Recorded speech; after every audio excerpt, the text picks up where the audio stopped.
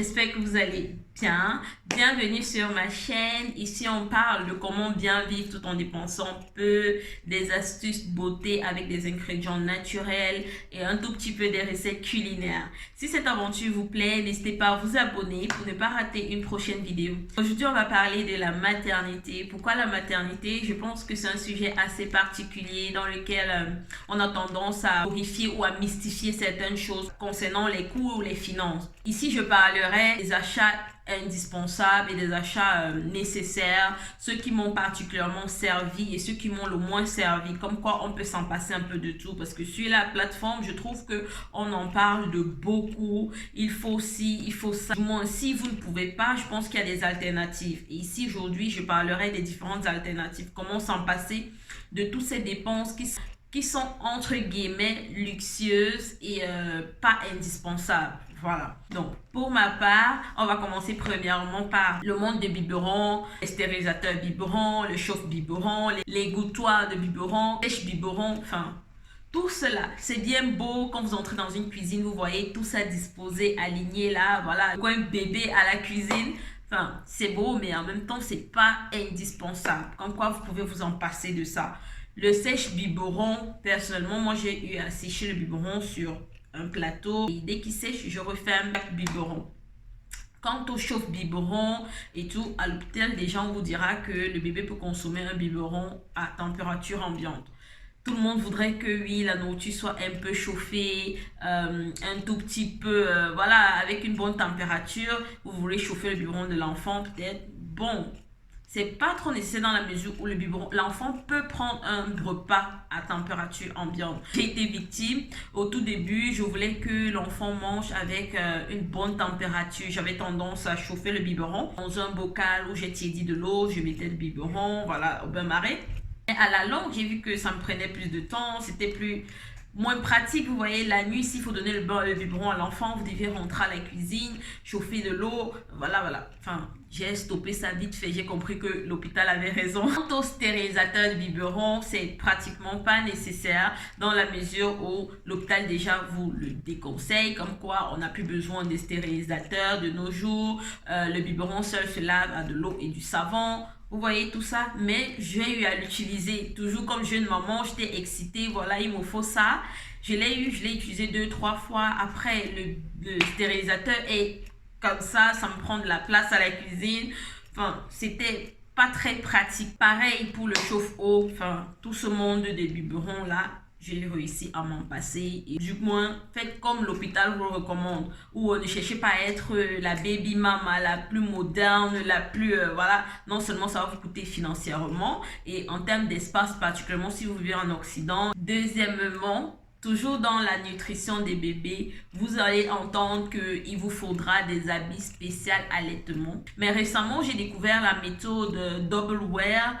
La méthode qui consiste à porter un petit débardeur en bretelles et allaiter et juste soulever le t-shirt classique que vous avez et allaiter. Je trouve que c'est beaucoup plus pratique.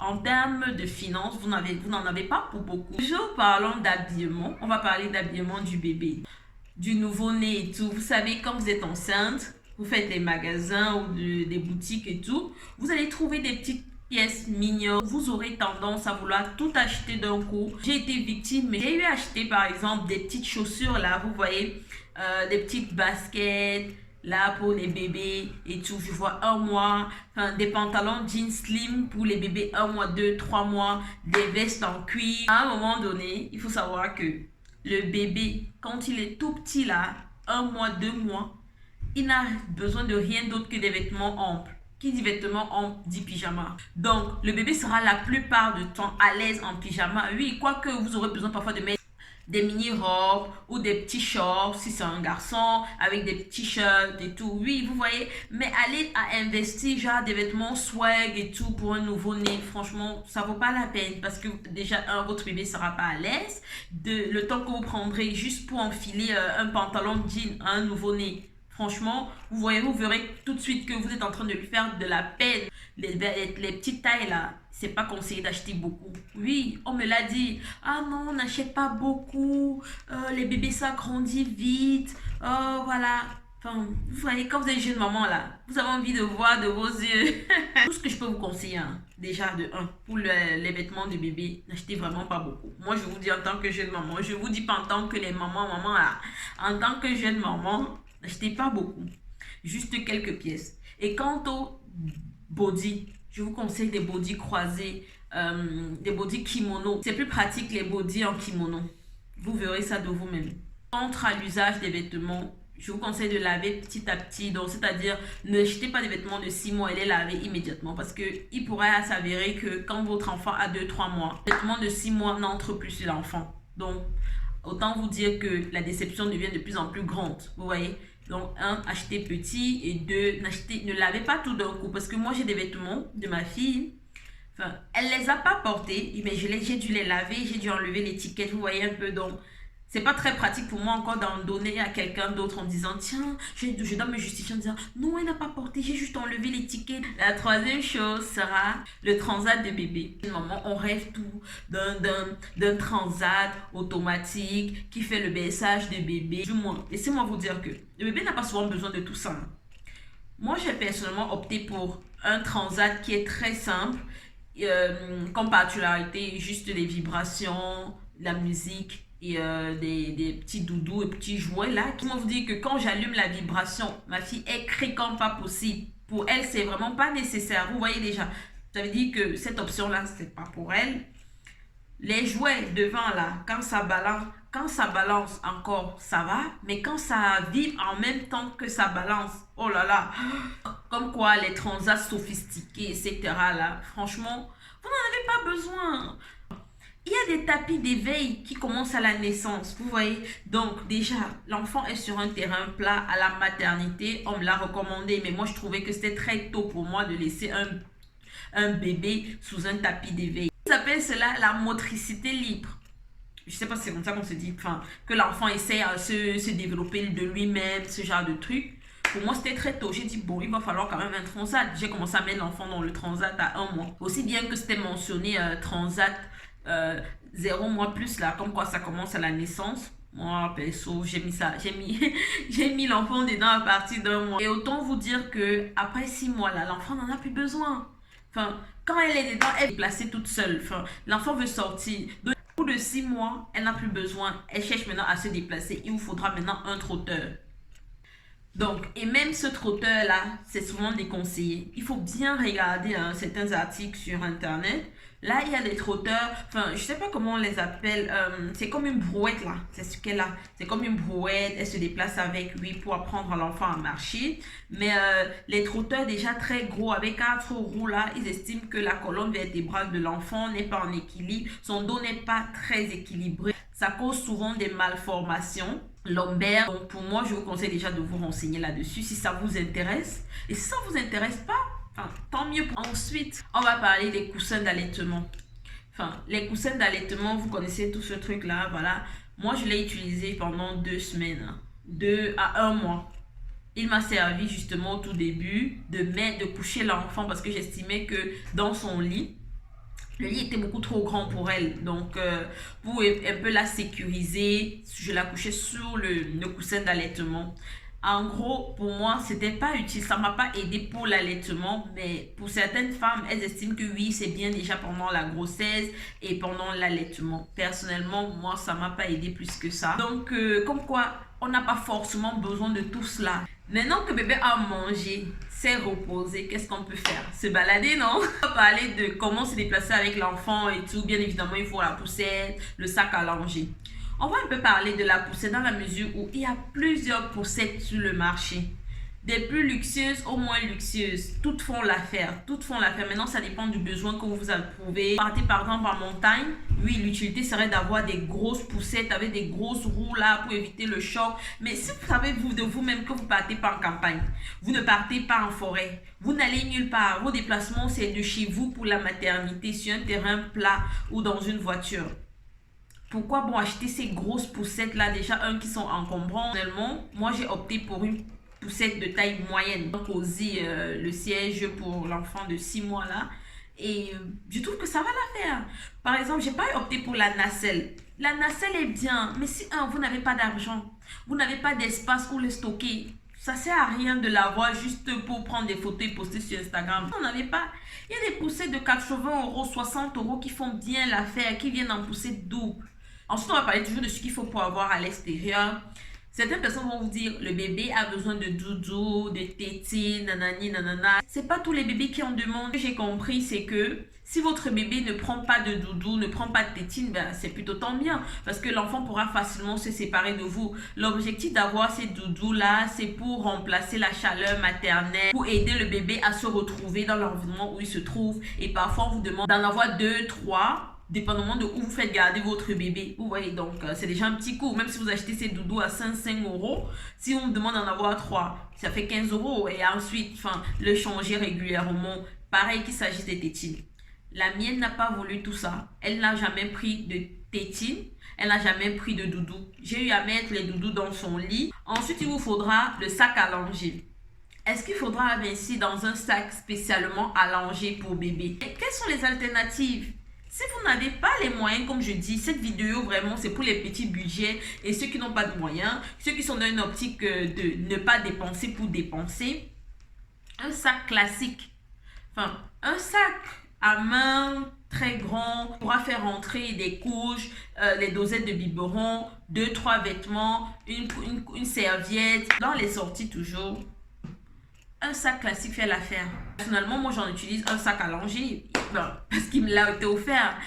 Maintenant, quand il faut prendre le bain, moi j'ai opté pour une bassine très simple, très classique. Vraiment, les bassines, on va vous dire, avec thermo, machin, avec vibration, avec cela. T'as pas besoin. L'enfant a juste besoin d'être lavé. Et d'ailleurs, quand l'enfant est encore tout petit là, il ne doit pas rester longtemps dans l'eau. D'ailleurs, il y a aussi cet achat là. Le thermomètre de bain. Dites-moi un peu à quoi ça sert et combien de temps vous l'avez utilisé. Moi, j'ai utilisé le thermomètre de bain peut-être 2 fois. Après la 3e fois, entre le temps que j'ai mis le thermomètre dans l'eau là, j'ai déjà testé la température. Parfois, tu ressors, j'arrive même pas à lire quelle température c'est et tout, il faut secouer, etc. Moi, je me suis en servi de ce truc pendant peut-être 2 semaines maximum parce que voilà, j'étais dans une optique. Oh non, il faut que l'eau soit à 37 degrés. Il faut. Jeune maman, oui, on comprend ce baby fever et tout, mais à un moment donné, on va se calmer. C'est pas utile. Vous testez la température à votre main. Concernant toujours les soins de bébé et tout, il y a ce truc. La poubelle de couche. Mais laissez-moi vous dire que ce truc-là, pour moi, c'est une arnaque. La poubelle de couche, elle est bien. D'ailleurs, elle coûte pas si cher, mais ce sont les rechanges. Je trouve que les recharges de couches poubelle coûtent cher. Ouais, ça coûte cher pour ce que c'est. J'ai trouvé chez Action les petits sacs dans lesquels vous pouvez jeter les couches usées et fermer hermétiquement. Vous voyez, donc déjà l'odeur ne se dissimule pas partout et vous n'avez pas peut-être besoin de la poubelle de chambre. Ensuite, on va parler mouchage bébé. On en trouve des mouches bébés électriques, des mouches bébés manuelles. Quand je ne l'ai même pas pratiquement utilisé parce que j'ai passé plus de temps à lire la notice qu'à l'utiliser. Vous voyez ce que je veux dire? Quand j'ai éprouvé le besoin, je ne savais pas comment l'utiliser. Il me fallait regarder les tutoriels sur YouTube ou lire la notice. Ça m'a pris plus de temps. Tout ce que j'ai fait, j'ai tiré avec ma bouche. Avant d'avoir accouché, ça me paraissait très bizarre ce concept. L'enfant est bouché, les narines bouchées là, et que le seul moyen rapide, efficace, c'est la bouche. Vous opterez pour la bouche, qu'on vous dise ou non. Donc, en gros, le mouche bébé ne m'a servi à rien. Le sentiment de satisfaction, vous dit, oh, j'ai réussi à mettre le bébé à l'aise, à l'aider à respirer. Vous voyez ce que c'est? Quand vous faites d'un coup et l'enfant est dégagé, elle sourit là, vous dites, ah tiens, non, c'était juste ça. Après les soins du bébé, on va passer au couchage et lit du bébé, les différentes possibilités qu'on a. On a le couffin parfois, en journée là, on peut coucher le bébé au salon avec nous et tout. Après on a le lit du bébé, le berceau. Ensuite on a le lit parapluie quand il faut se déplacer. Mes amis, à moins que vous ayez le château, vous pourrez avoir besoin de tout cela. Mais quand vous n'avez pas de château, pas de cave, où ranger tous ces trucs-là après, vous allez réfléchir par 2 fois et voir qu'un seul achat pourra vous servir pour tout ça. Le couffin du bébé, c'est très beau. On me l'a offert, oui, mais s'il fallait l'acheter, Je trouve personnellement pas que c'est très utile parce que, déjà c'est trop petit. Et l'enfant ne dort dedans que 2-3 mois maxi. Quand 3 mois, vous avez déjà un bébé assez costaud, vous voyez. Donc, un bébé de 3 mois, lui demander de dormir dans le petit couffin, là, ça commence à être compliqué. C'est pas indispensable, vous pouvez vous en passer. Si vous n'avez pas, vous couchez bébé dans la chambre. Le bébé, normal, les lits évolutifs, là, ça fait très bien la fête. Ça vous fait je sais pas si c'est en 5, parce que le couchage de bébé, j'ai un truc qui m'a été offert. Ça permet de coucher le bébé. J'ai eu à détacher le paquet, je l'ai lavé et tout. Laissez-moi vous dire que j'avais apprêté ce truc. J'ai rangé dans la commode de l'enfant. Et au moment de l'utiliser, j'ai complètement oublié. Donc comme quoi, j'ai eu à utiliser autre chose. Je me suis empassée de ce truc qui m'a été offert. Imaginez-vous un seul instant que je l'aurais acheté. Mes poches auront souffert, mon bébé n'aura pas posté. C'est le but de cette vidéo, c'était justement de vous aiguiller sur des achats qui sont vraiment pas utiles.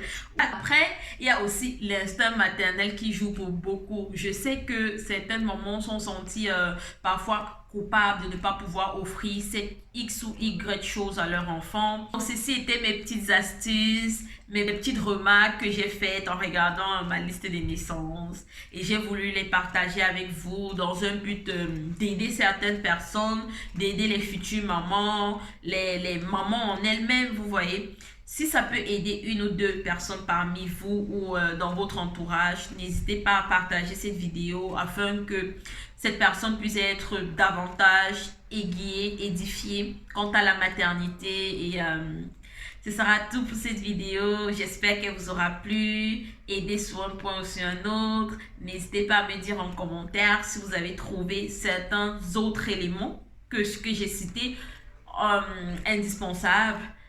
Je serai très ravie de vous lire en commentaire. On se dit à très bientôt pour la prochaine vidéo.